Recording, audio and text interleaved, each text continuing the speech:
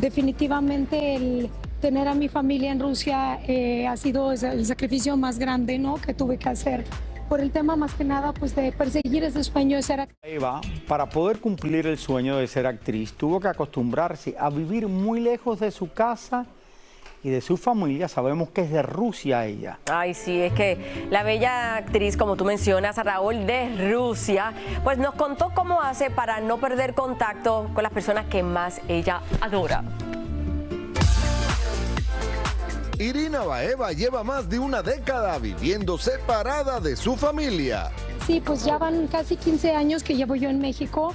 Siempre lo he dicho y siempre lo voy a seguir diciendo que definitivamente el tener a mi familia en Rusia ha sido el sacrificio más grande, ¿no?, que tuve que hacer por el tema más que nada pues de perseguir ese sueño de ser actriz aquí en México. Y definitivamente siempre me hacen muchísima falta, pero pues ya estamos bastante acostumbrados, ¿no?, a este ritmo. Por suerte, la tecnología cada día adelanta más y más, y la lejanía geográfica ya no es un obstáculo como hace unos años atrás. Ayer fue el cumpleaños de mi papá, entonces le eché una llamada, platicamos, lo felicité por su cumple, estuvimos un rato ahí en lo que yo estaba desayunando, ahí pongo el teléfono, entonces básicamente es como un desayuno en familia. Gracias a Dios que tenemos, pues ahora sí que todos estos medios, ¿no?, que son las llamadas telefónicas, las videollamadas, los mensajitos. Siempre nos mandamos fotos, siempre estamos como al pendiente de todo lo que está pasando. Irina se encuentra grabando una nueva telenovela y volver a reencontrarse con su familia por ahora va a ser un poco difícil porque les falta algo muy importante. Tiempo. Tienen sus vidas, trabajan, van a la escuela mis sobrinos, mi hermana, mi mamá está trabajando, todo. Entonces básicamente pues yo creo que es como cuestión de tiempo y de coordinar agendas, y luego también es un poquito más fácil que yo viaje solita para allá a que vengan 7 personas a México. Sobre todo creo que la situación en el mundo desafortunadamente ahorita está un poquito complicada como para que organicemos ese tipo. Irina Baeva yo creo que es la actriz más bella que hay en Televisa, la más bonita, pero me imagino que es muy difícil tener una relación con ella.